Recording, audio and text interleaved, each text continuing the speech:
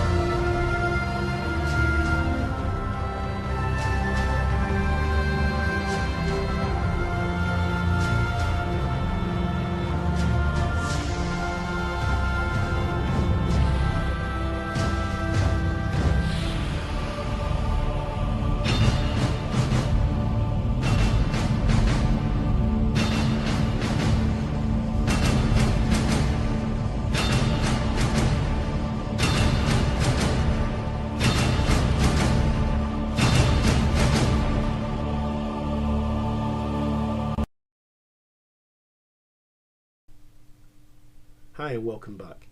Okay, as I said in the intro, in this video I'm going to take a look at the Exterminator files from Papsikels Patreon for December 2022. These were very kindly sent to me by Mr. Papsikels himself, Mark Tayag, who's a good friend and been a really good supporter of the channel for the past couple of years, and his work is outstanding. The files are part of the December Patreon bundle, which is available on Patreon, but if you can't get this month's in time, they will be available on Mark's My Mini Factory, as well as there's a lot of vendors that are listed below on this page here that will actually print them for you physically if you don't have a printer. Okay, so let's jump in. This is the post on Print and Show that I put up last week about the Exterminator. He said he'd be back, and boy is he ever. Hasta la vista printers, as Papsikels brings back the Exterminators.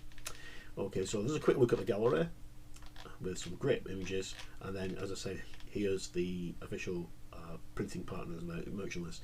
So what we're going to do now is just going to go straight on to the miniatures themselves. There's quite a few files, so I'm just going to go through them and briefly talk through them. So here we have an infiltrator with damaged face, and he's got a damaged hand as well as a regular hand, and then our endoskeleton, which is an E800 series instead of a T800, because obviously these are a homage and a tribute to the miniatures from the robots from the first films and the second film. They're not actually officially licensed, they're a tribute, and as such they need to be changed slightly. As you can see on the back of the head's slightly different shape. Okay, so crawling one with no legs, one with a big plasma gun, and then your phase plasma rifles, all looking pretty cool. Some of the poses are a bit similar. I do like the ones that are carrying these plasma rifles. They're really cool, and they make an excellent squad for Stargrave. I've just printed out a load of them and done them as squads of 5. They look really cool and very threatening. heavy weapon one, there's another one, another different heavy weapon, carrying 2 weapons, and then we have an infiltrator. As you can see, this guy's his skin's coming away, his endoskeleton is showing underneath, endoskeleton is showing through his trousers, his foot's ripped at the bottom there, and then on this arm here you've got flesh along the bottom, the endo on the top there, and as I say, his face is dissolving away. And the same with this one, he's got no skin on his face at all. He's got the chest and the top of the arm and the bottom of the arm and one of his feet again. Really cool pose. I like this guy. He looks a little bit like Dengar from Empire Strikes Back, and he's got the opposite foot that's bare. Quite cool. Then we have our, I think this is inspired by Cameron from the Terminator television series, the Sarah Chronicles. She looks quite cool. She's got a shotgun, and then there's an alternate pose for her with her thumbs up, which is very similar to Uncle Bob in Terminator 2, as played by Arnold Schwarzenegger. And as you can see, she's stood on an endo skull. Then we have a few data control panels, which are ideal for objectives for Stargrave and other science fiction games. And then back to the beginning again, we have our last image, and then finally Sarah Connor herself, and although it's a Sarah Condor, and then we have a couple of bonus figures with these space rambutans, which are adding to the space dwarves that Mark's made. And then back to the beginning again. Okay, so that's a quick look at the actual models. What I'm going to do now is I'm going to jump down to the paint station and show you how I paint the Terminators up. It's quite simple, but not as simple as just putting silver paint on the models. To actually make them look decent from a distance, you need to play a little bit of attention, and there's little bits of details that need to be addressed. But I've got a couple of ways of painting them, which I'm going to show, and hopefully they should work. So I shall be right back. Okay, right, so let's crack on. Right, I've got 3 almost identical Terminators. This one's slightly different pose, but basically 3 of the Terminator models here. One is primed in grey, one is primed in black, and one is primed in coal white from Vallejo. Now, the coal white one has been done by a brush. As you can tell, it's very streaky. It doesn't really matter because it's going to be dry brushed, so I'll get to that in a second when I get around to actually painting the figure. This is also done with a brush as well, because it's very cold here in the UK at the moment. It's on something stupid like -3, -4 degrees at the moment. And as I'm recording this, it's like the middle of December anyway, so that's quite understandable. Right, okay, and then obviously there's got the grey figure as well, which is the standard colour that I prime a lot of my miniatures in, unless of course I'm actually doing a lot of contrast paints, then I'll prime them in white. Learning from the mistakes that I made in my last painting video with the Cardassians and the Klingons, I'm actually going to set up a backdrop so you can't see all this gump here for the background, and you can focus on the figures. Right, so I'm just going to move those to one side for a moment. I'm just going to briefly talk about the paints that I'm going to use. I can move over to there, I need to move over to there. Right, so I'm going to use 3 different methods of painting Terminators. Now, rather than have them just as one solid silver colour, which is the easiest way of doing them, I'm opting for a couple of different ways of painting the figures up. So I'm going to be using Lead Belcher from Games Workshop, from Citadel. I'll go through all the Citadel paints first. I'm going to be using Mephiston Red for the eyes. I'm going to be using Null Noil as my shade. And then for One of my figures I'm going to be using Space Wolf Grey and Papsikels Grey contrast paints, and then for one of the other figures I'm going to be using steel from Vallejo Modeler, chrome from Vallejo Modeler, and I'm also going to attempt to be using this metal colour chrome silver from Mr. Hobby. I've not used this one before, and I'm not really too keen on the results it might give. And also I'm going to be using ivory from Vallejo model colour. And to add on to all that, I've got one of my secret weapons, which isn't really a secret weapon, but I've got Mark's special sauce, which is basically just water with flow improver added to it. It's just a couple of drops of washing up liquid added into the water, and I just basically put that on my paint palette when I'm actually painting. It's an old Vallejo matte varnish bottle, so it's dead easy. I can just drop it in and just drop a couple of drops of that on, and because it's got a detergent in it, it kind of helps a lot. Okay, so I'm just going to go and set up so I can paint and keep the models in focus, and I shall be right back. Okay, so I'm going to start off with the more conventional method. What I'm going to take is an equal 50-50 mixture of Papsikels Grey contrast paint and Space Wolf Grey contrast paint. I'm just going to make 50-50 mix of these on this first figure.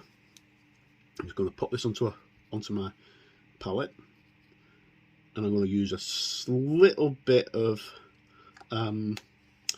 my Flow Aid water mix, or Mark's special sauce, which is named after a drink that I used to make when I was a bar manager that people used to love. It's the taste, as they say, which is fantastic since I've not drank for almost 40 years. And I just add a couple of drops of this in. That should be enough. Right, now this is an experiment for myself because I've not actually done this before. Hopefully it should work, but let's try. Let's have a look. Okay, so I've got the paint on my brush. I've got a large brush. What I'm going to do is I'm just going to slap this all over the model, and it doesn't matter about being too neat because I'm actually going to tidy it up afterwards. We'll have a look how it looks. It doesn't look very silver, but once it's finished, hopefully if things work out alright, it should be okay. So just slap it all over, and I'm just going to put some more light on the matter and we can see what we're doing. There we go, so a bit better. Right. Okay, so I did a review of the Green Stuff World Obby Arc Light a few weeks ago, and it's not a very good light because it burns a lot of electricity for what it is. It's a USB LED lamp. Burns a lot of electricity, and it's also gets very hot, which can be a little bit frustrating, but it is actually quite bright. And I do have another light directly above this one as well, so it's ideal for this kind of thing. So as you can see, he's looking all right. He doesn't look too bad at the moment. The details are picking out a bit. What I'm going to do is I'm just going to quickly get rid of any areas where the paint's pooling, because I don't want that to happen. And then I'm going to move on to the next model, which is going to wash my brush, which is going to be the black model. And that's the easiest one. Okay, so I shall be right back. Oh, okay, so once again, I'm mounting the models on Elegoo Rux, which are the test print from the Elegoo series of printers. They make brilliant painting handles. Just a little bit of this excellent stuff, this double-sided tape, and Bob's your uncle, as they say. Right, okay, so for this guy, I'm going to go with my first paint for him. Sitting with Citadel, I'm going to go for Lead Belcher. Now, I'm not going to thin this because it's already quite thin, because this is an paint, as in designed to go through an brush. But what I'm going to do is I'm going to get my brush. I'm going to use the same brush I used for the last figure. I'm going to pop it into the lid. Try not to get it on the ferrule of the brush itself. And then I'm going to dry brush by wiping excess paint off on a piece of cloth, which in this case is a piece of kitchen towel. I'm just going to move this out of the way so I don't knock it over. And then I'm going to dry brush the model itself. So rather than dry brushing haphazardly, I'm going to just dry brush downwards with this, because I want to get a nice even gradient. So as you can see, I've got most of the paint off, and I'm just dragging the brush downwards. I'm not actually going up and down, I'm just going down with the brush. And you can tell by the noise it's making that the brush is slapping against the model as it goes down. And the reason why I'm going in one direction rather than just haphazardly is I'm going to try another technique that hopefully should work on that one. Right, so that's number 2 done. So if you just if you just bear with me a moment, I'm going to try and do the third one, which is the one that's primed in grey. So I shall be right back. Okay, right, that's the third one on a base. And I'm going to go on with my next paint, which is going to be a Vallejo Steel, which is this colour. Pretty good colour. I've tried it on a couple of Terminators, it works quite well. I've already got some in my palette, which has dried because I put that in before I set up for filming, and I was cleaning the print out. Alright, so I just put a bit more in my palette. Now again, this is an paint, so I'm not going to actually thin this because it's quite thin. And again, I'm going to dry brush. So just to show you how to dry brush in case you don't know how, which hopefully you should do, but just in case. So you get your paint on your brush and then just wipe the paint onto your cloth or your tissue. A good thing to use when you're actually dry brushing is denim. So I used to, a long while ago, before when my kids were still toddlers, and my son's 30, my daughter's 29 almost, I used to paint in a pair of painting jeans that were falling apart. They didn't fasten properly. I used to sit there and just paint and put the paint on my jeans, and it worked brilliantly. It worked really well, but I looked like a right sloven. Right, okay, so again, I'm going to I've put this paint on my brush. I'm going to dry brush this up now, and as you can see, immediately this is a lot brighter. So it'll give us a little bit of a variance, a variety, sorry. Right. But with this, I'm not too bothered about going up and in one direction. So with this, I'm just actually going to slap this on quite liberally, like so.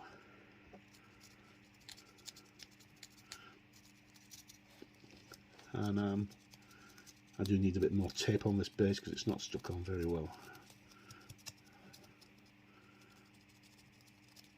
Okay, so the chrome's coming on quite well. Sorry, the chrome, the steel. Just put a little bit more on, like this.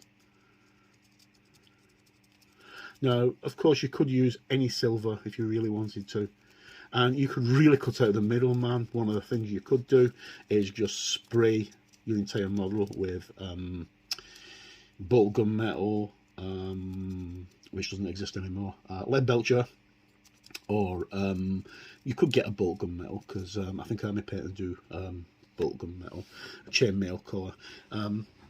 That would work quite well. Now, whilst I've still got this steel on my brush, what I'm going to do now is I'm going to get my black primed miniature, and I'm going to try this technique. So I've not actually tried it, but in theory it should work. I'll move him out of the way so you can see better. I'm going to dry brush this in the opposite direction, so I went downward strokes. So what I'm going to do now is go with upward strokes. So it should give us like a two-tone effect on the model, and it is working. I am really surprised at that. It's actually working. So all those years of studying colour theory seem to have actually paid off. When I say years, I mean watching 2 videos on YouTube. Okay, so I've got a fair bit of highlights here. I'm just basically catching the bottom edges, and it's actually working quite well. Very, very pleased with that so far. Okay, right. So I'm going to leave him for the moment, and then I'm going to go back to my first model after I've cleaned my brush. And what I'm going to do with my first model is I'm going to go straight to Space Wolf Grey. And I'm going to take it straight out of the pot. I'm not going to dilute this or anything. I'm just going to put straight Space Wolf Grey on it. And hopefully this should give me a dull metal effect on the actual miniature, because the Silicon Grey and the Space Wolf Grey that were a base should act as a kind of sketching primer on the model itself, if you know what I mean. It's like a zenithal primer, but not exactly so much, just sketching in the values. Now, this was an experiment. I didn't know if it's going to work or not, and since I printed about 30 out of these, I'm not really too bothered. I've already painted 19 of them, but it'll do for what I want it to do at the moment, and it'll be alright on a tabletop. So as we can see, we've got 3 different Terminators there, done in 3 different styles. They're not finished yet. They've still got a little ways to go before they're finished. But I'm going to pause now, and I'll come back in a few moments and give them a chance to dry. And we'll be back very presently. Okay, whilst the contrast paint one is drying, that's going to take a while to dry, unfortunately. I'm going to move on to the next details on the other 2 models. I'll come back to that one in a moment. Okay, so I'm back to our silver one, the one that was painted with the Vallejo paint. What I'm going to do with this guy here is I'm going to get some of this lovely ivory colour from Vallejo.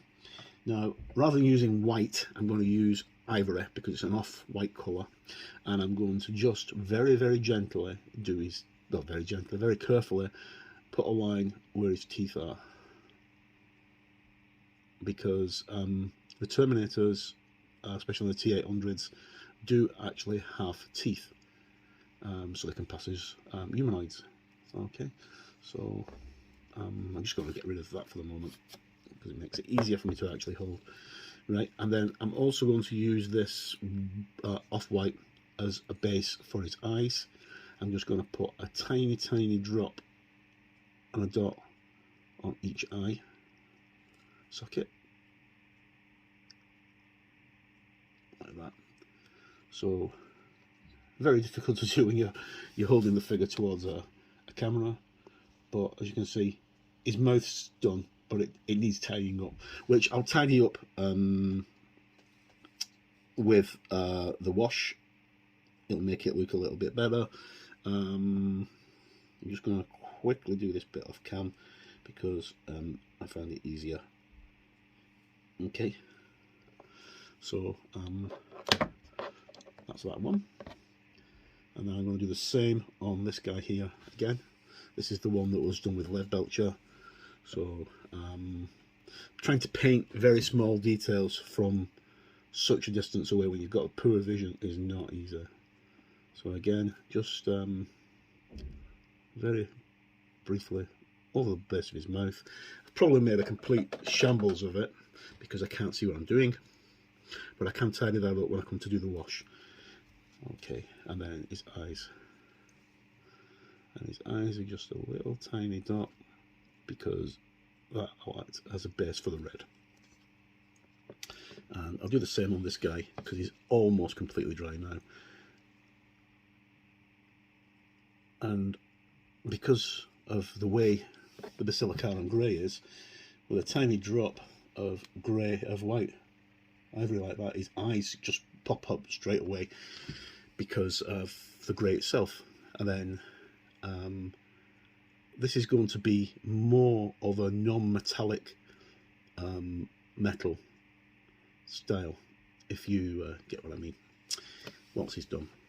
Okay, so that's those details done. Next detail is going to be starting on the first model that I just done. I'm going to get some Mephisto red, which is very vibrant, bright red, dries really nicely, and complements Blood Angel's red contrast paint really well. Looks brilliant with Blood Angel's contrast paint.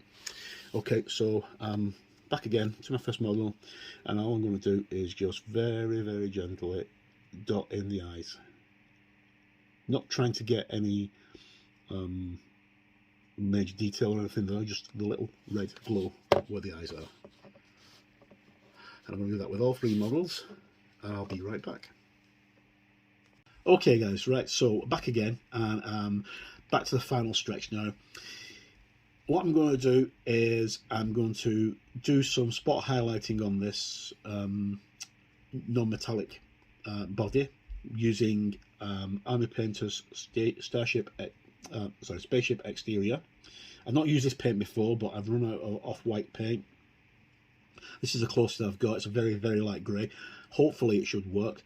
And by spot highlighting, I mean like touching up on tiny little bits where the light will reflect, because this is meant to be metal. But I'm going to do that off camera because I need to hold the model so I can actually see it rather than doing it at arm's length. And then I'm going to base all three models. I'm going to base them using a mixture of a couple of things. I'm going to use my own special mix, which is made up from Javis Scenic Scatters, which is like this. It's I use their urban debris scatter, as well as some flock, 2mm flock, and other bits of scatter put in there. And I use this for a lot of my bases. And then I've got some Geek Gaming Scenics scatter from Luke Fellows. This stuff's great. This is already based stuff. I'm just going to sprinkle this on in certain patches so it looks like a scorched earth type effect. And when it's done and it's on the model, just put this back on so it doesn't spill any, it will look something like this. This is one in Time Honored Tradition that I prepared earlier, if I can find where I put the model. There we go, that one. Right, so so as you can see, there's the dark earth at the front, and then there's still bits of grass and detritus and debris and stuff like that sitting on the base. It breaks it up, and it's not monotonous and all one colour, because the models are quite bland, as they're all one colour. I'm trying to avoid doing that if I can help it. And I shall get these based up and then come back and talk about the end of the video. And thank you for staying with me so long. Be right back. Okay, so that's all three models finished and based. That's the chromed one using the Vallejo paints. This is the one that uses the Games Workshop dark metals, and this is the non-metallic metal one. I'm not really too pleased with the way the skull turned out on the non-metallic metal one. Basically it looks like an off grey colour. It doesn't look quite right, as you can see here, although the rest of the body looks okay. Of all three of them, I think that the Vallejo one is my favourite. That looks quite good. I do like the dark aspect on that one, and I like the body on this, but I just don't like the skull. So what I'm going to do with this, once everything's all completely and utterly dried on them, I'm going to hit it with gloss varnish or a satin varnish, and see how we go from there. Now I've got some of the others here just to give you a bit of a comparison on how they look when they're in a squad. So like that, there's a couple of others, and as you can see, they've got their eyes all ready to go. They look okay. I haven't done the teeth on those two yet, but I'll do those off camera. Right, so I'll get the camera set up for some more shots of sorry, I'll get the camera set up for some better shots of the miniatures, and I'll actually use all of the miniatures I've got painted, and put some still images in the end of the video like I did with the last video. Hopefully someone might have found this of use. The links to Papsikels' Patreon will be down in the video description, along with the links to Luke's Geek Gaming Scenics. I have real difficulty trying to remember what that is. That'll be linked down in the description as well. Other than that, it's not been bad. It's been quite a quick video for my videos, and it's been fun. It's quite a challenge to actually paint something non-metallic. I'm going to look forward to doing that again. Maybe not with a camera watching what I'm doing, because I find it easier not to focus on things like that when I'm actually looking at the model, not looking at the phone or the camera when I'm doing it. Okay, so this is probably going to be the final video of the year, so all it remains to say is thank you very much for tuning into my videos and supporting Gamers Web and Print and Show, and to wish you all the very best fortune for 2023. Let's hope, to whatever deities you pray to, that it's a better one than 2022 and 2021, because Lord above knows we do need some good luck and some fortune coming our way, because the past 12 months has been pretty hard on everybody, especially coming out of a pandemic into a global recession. Not been very good, and there's a lot of scared people out there. I know I'm one of them. I'm a new granddad again, welcoming my grandson Logan at the end of November, beginning of December, and I want him to be in a world where he can feel safe and happy and loved, which he will be. But if you're listening out there and you can make a difference, make a difference. In fact, everybody who's listening can make a difference. All you need to do is be kind to somebody. Just be kind to one person in one day.